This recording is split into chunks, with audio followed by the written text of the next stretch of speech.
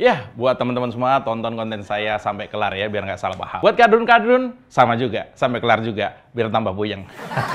Detak! Iya, gelaran Formula E telah selesai dengan selamat.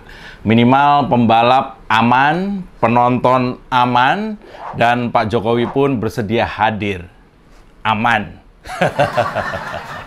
Ya, meski publik banyak yang bertanya, begitu doang acara yang menelan biaya atau menghabiskan duit sampai 770 miliar ini. Gitu doang katanya. Sehari kelar.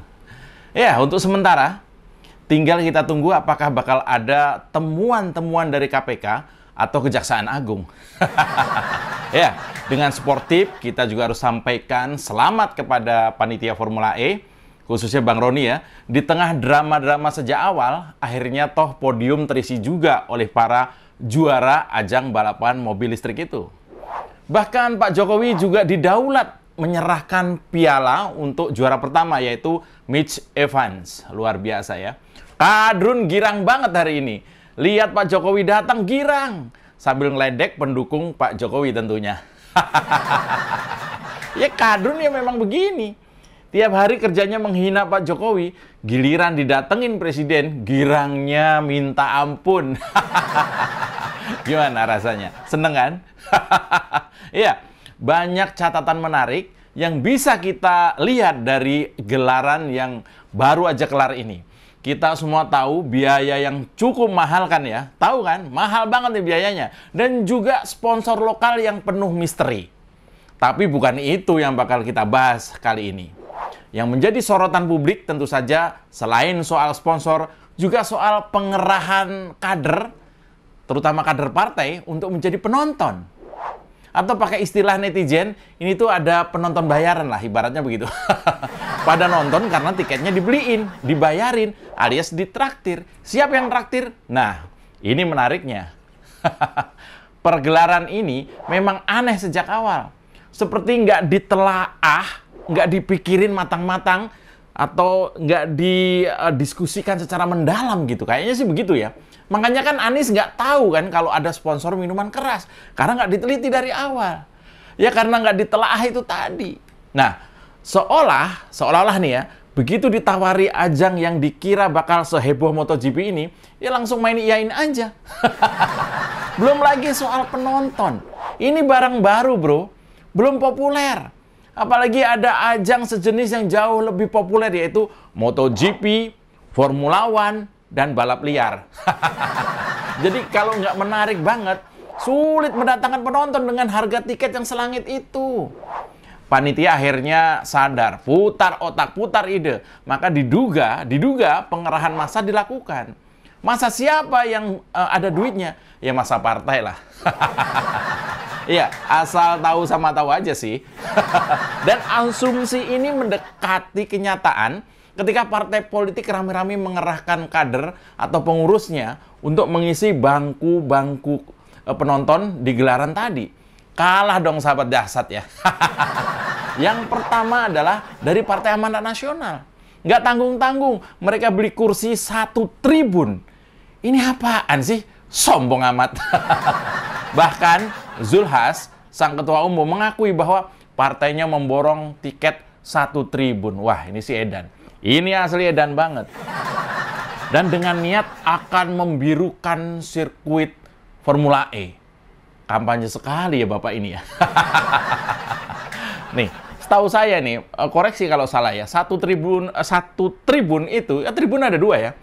Nah, 2 tribun itu, atau 1 tribun itu, jumlahnya tuh 5.000 kursi. Karena ada 2 tribun, kalau nggak salah, dan jumlahnya itu 10.000 kursi. Nah, dari 10.000 kursi itu, separuhnya dibeli sama PAN dan dipenuhi oleh kader-kadernya. Pilpres sudah mulai terasa, saudara-saudara. Ya, padahal Anies tuh bilang dari kemarin-kemarin ya, Anies tuh bilang, jangan sampai acara ini bernuansa politik loh. Ternyata lain lagi di belakangnya ya. PAN sudah memborong 1 tribun. Mungkin sekitar 5.000-an tiket, saya nggak tahu. Dan ini menarik. Jelas ini nggak sesuai dengan apa yang disampaikan panitia soal manfaat balapan ini di awal dulu. Dulu tuh Anies tuh memutuskan menggelar acara Formula E ini, itu konon karena punya 3 manfaat katanya.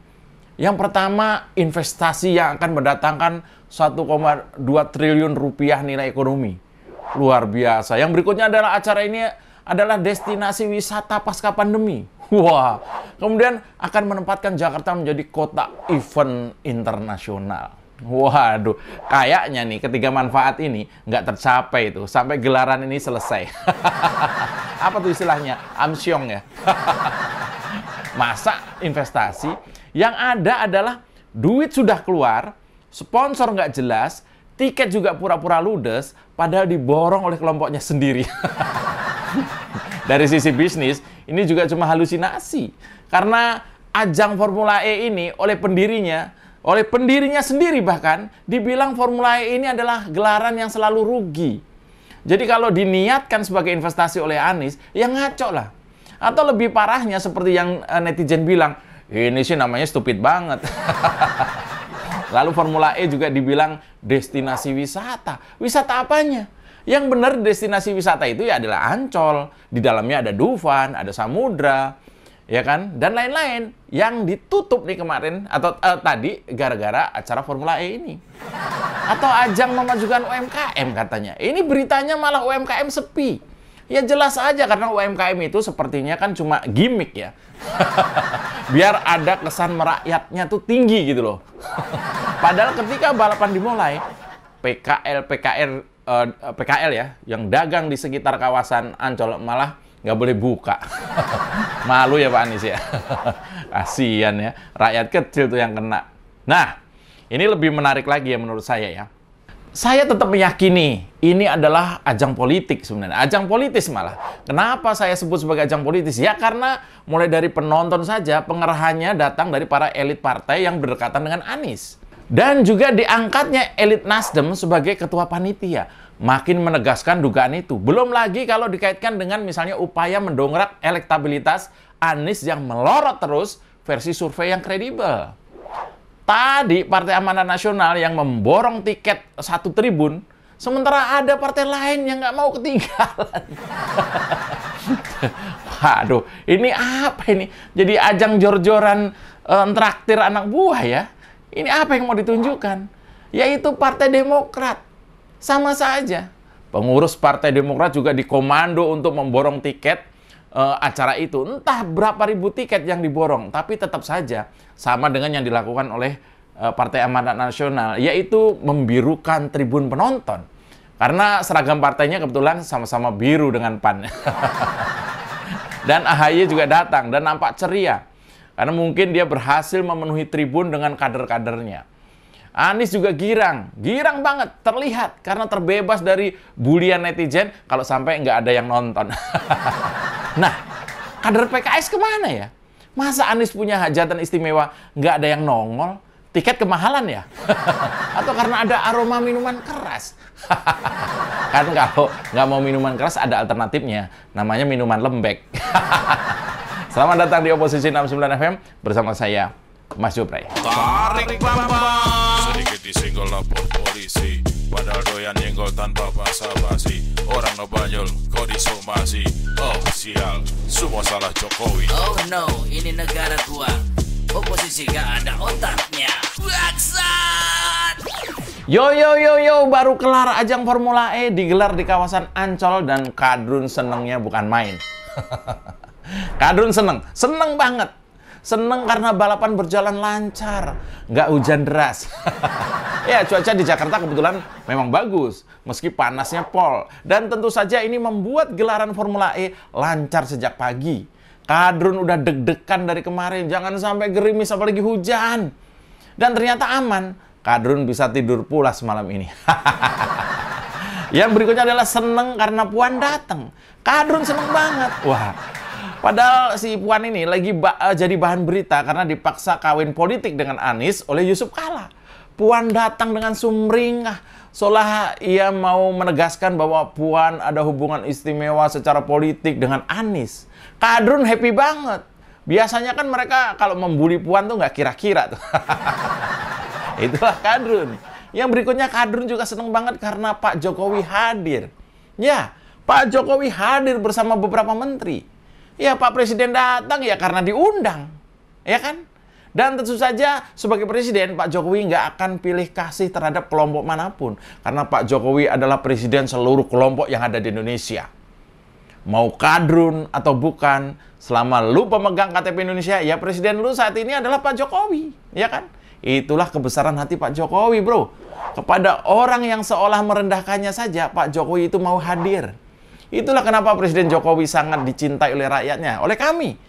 Nggak ada dendam apapun di raut wajah Pak Jokowi, ya kan? Dan karena keluasan hatinya itulah Pak Jokowi ini, kami rela mati-matian membela beliau dari nyinyiran kadrun yang saat ini bahagia karena mereka baru sadar bahwa presiden sebenarnya saat ini ya memang Jokowi, bukan Erdogan.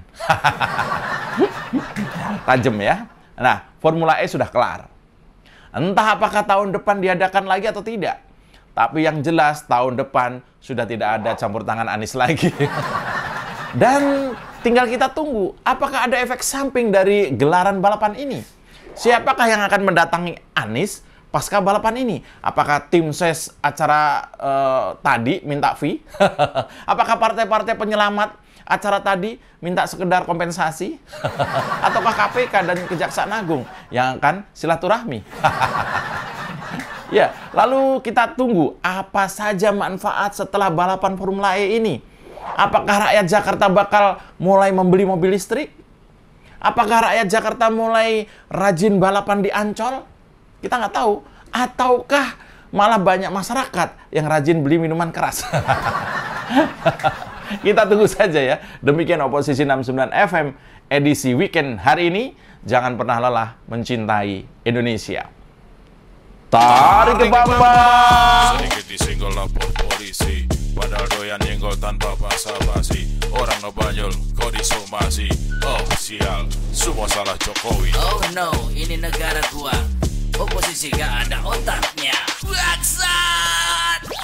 Kita dukung aksi melawan intoleran, radikalisme, dan juga terorisme demi Indonesia yang lebih baik dengan cara subscribe di kanal 245 TV.